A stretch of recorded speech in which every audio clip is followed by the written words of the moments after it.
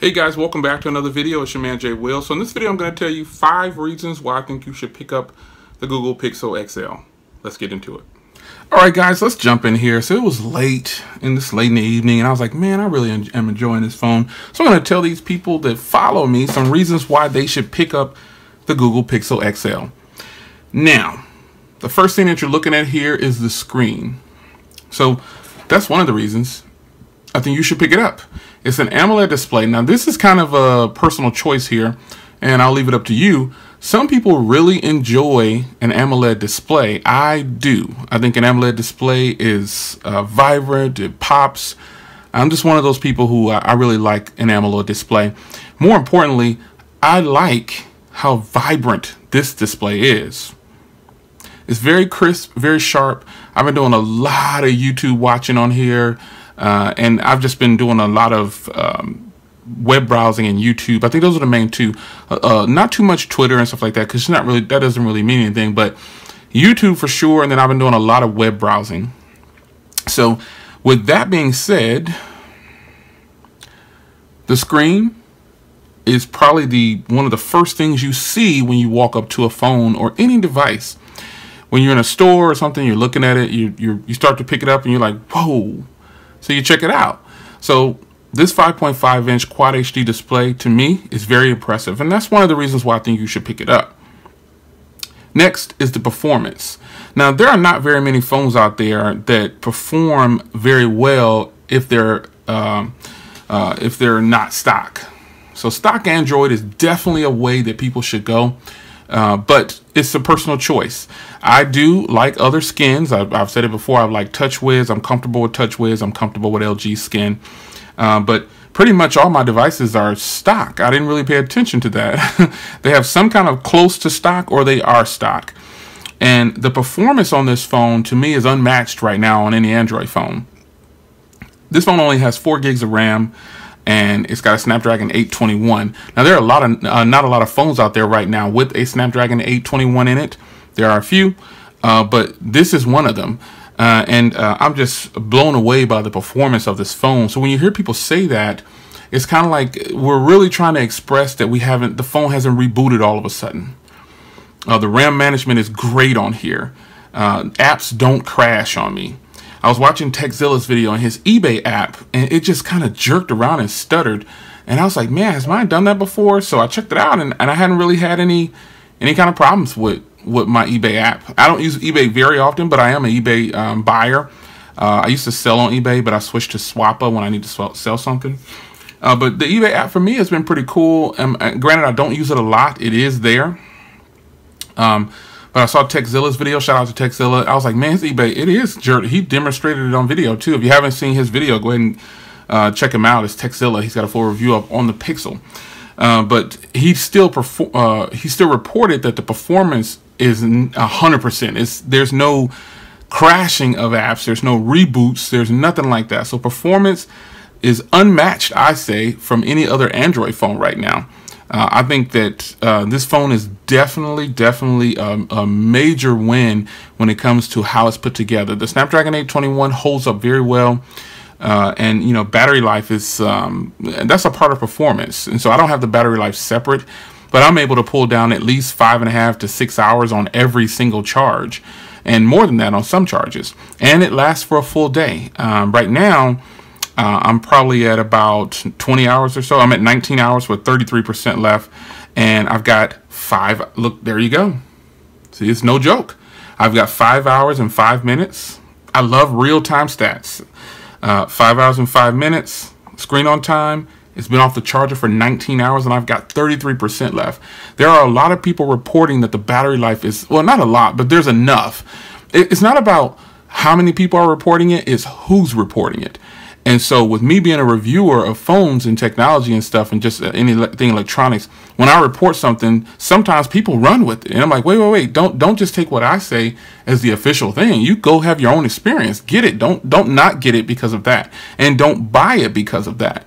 But there are people out there and that are reporting some horrible battery life with this phone, and I just don't see it. I just don't see, and I know that boils down to what I have syncing, my cell phone reception, whatever.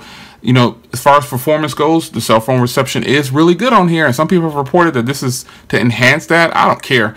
If it is enhancing it, fantastic. But I tell you that this performance on this phone with the battery and the reception and everything, just everything about it has been fantastic. Another reason why I would tell you to pick up this phone, and this is subjective also, the build quality. This is an HTC made device. Now, some people really like HTC, me being one of them. I've said it before, I was upset with myself for selling my HTC 10, getting the Moto Z, then selling the Moto Z, trying to find another HTC 10 at a reasonable price, and then the price is still really high, even though T-Mobile doesn't carry it. And on Swappa, they're selling almost at full cost. If I go directly to HTC, it's $550 right now. It's still selling at cost. It's a fantastic phone. So I probably will bring another one in, but I said that to say this. This is an HTC built product. That's why I think I'm so happy with the build quality on here. If you've never felt this phone before, I was reading online somewhere, and you know, the person was saying, gosh, actually, I think it was in one of my comments on my video. The person said, man, Jay, this is their comment. Man, I see what you mean. They went into Best Buy or something, and they actually had them on display at the Best Buy they were at, and they said they picked up this phone, this XL version, and was like, whoa. It kind of slopes. It's bigger at the top. I didn't know this until I saw a review, and it slopes down thinner at the bottom. Not very much, but Detroit Borg, I think I saw that in his video, but you can't really tell sometimes. If you're just looking at it with the naked eye, you're not going to be able to tell that it slopes down and skinnier at the bottom. But not even just that, it curves on the back of the entire phone. I mean, the whole back is just a curve, and I got to tell you, it's great. It feels really good in your hands. I kid you not. It's going to be one of those phones that you have to go ahead and just pick it up and like literally pick it up and hold it and say, man, you'll say whether or not you like it or not. It's not that it feels like an iPhone or it feels like some other phone. Some people say, oh, it looks like an iPhone. Okay. How many other forms can a phone take? It was not a BlackBerry Passport. Shout out to the boss, BlackBerry Passport. That is a hardware innovation to me. How many other ways can you have a cell phone? So I say build quality, you know, with this ridged power button. This is all a part of the build quality. They have a ridged power button, which is fantastic. I never have to try to figure out where my power button is in the dark. It's got the headphone jack on the top. I'm not really a fan of that, but hey, it's there.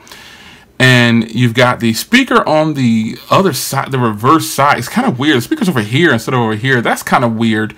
But those are all things that just me personally, I find kind of uncomfortable at times. But other than that, the camera has no hump, and this camera is great. So build quality is good. I think you'll like it. One other reason why I think you should pick this phone up over some other phones is the updates. So a lot of people out there in the tech world, they root and do all these other things, and that's fantastic. You know, there are just a bunch of tech junkies out there, man. They are there. And I applaud them because, you know, they rip their devices apart. I used to do it. Now, don't get me wrong. I used to do it. I just chose not to. I just choose not to anymore.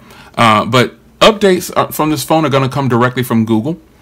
Even if you're some of the people out there who bought the Verizon version, you're still going to get updates from Google. Because the Verizon version is unlocked already. You know, it's basically the Google Play version. But some people have reported that the bootloader is locked on the Verizon version, and that you can still unlock it. It's just that it's locked or something like that. I don't know. I don't really care about that. But if you have the Verizon version, you're still factory unlocked. So, you know, you can still use it on whatever carrier you want, Sprint, whatever, AT&T, T-Mobile.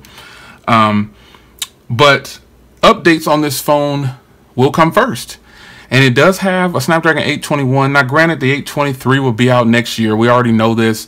Maybe, I think it's 822 as well. I don't know, man. I just know that this phone should still perform well for the next several years. Not just 1-2 years. It should go past that. It's got more than enough RAM. It's got a very efficient processor in it, and I think it's good. Last but not least, one reason why I think you should pick up this phone are the cameras. Now, I've been doing a lot of camera comparisons, and I'll put up photos on Google Plus or somewhere, and I've been telling people, hey, you know, which is which do you like? I've been doing, you know what's boss on here?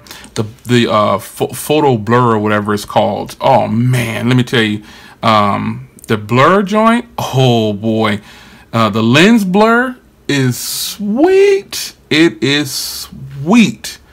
It's much. Now I know the iPhone 7. I put a picture up with the lens blur from this, and then the beta portrait mode on the iPhone 7.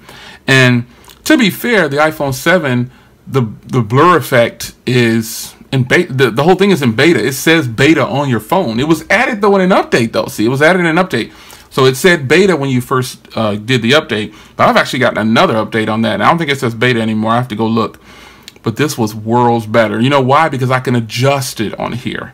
You get the right photo, oh man, or just any photo. It worked with every photo I did, but depending on what's in the photo, it works fantastic.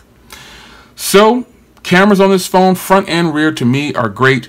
It only has EIS, and so, you know, that's a deterrent for some people, not a deterrent for me, because a lot of times I don't walk around, you know, when I'm not reviewing a phone, I'm just using it, man. I'm not, you know, it's not like what you think. When you're a reviewer, I think reviewers are probably the most overwhelmed people when it comes to these phones and technologies. It's hard to please us with whatever. So a lot of times I don't even want to see a cell phone. I don't even want to pick up a cell phone. I just want to watch TV and drink a cup of coffee or drink a cup of tea or just go do something else. But when you have these devices like this, it's not like you're always in test mode, I guess I want to say. So there you have it, man. I gave you some reasons why I think you should pick up this phone. Drop test that people have been asking for. A small one for you. There it is, folks. The screen, the performance, the build quality, updates, and the cameras. Those are just a few reasons. Those aren't the official reasons, but that's your man Jay Will. Some reasons why I would tell you to go get this phone over some of the competition. So I'll see you guys in the next video. Leave a comment down below if you have this phone, and what are the things that you would tell a person to pick up this phone for. So there you have it. I'll see you in the next one. Take care.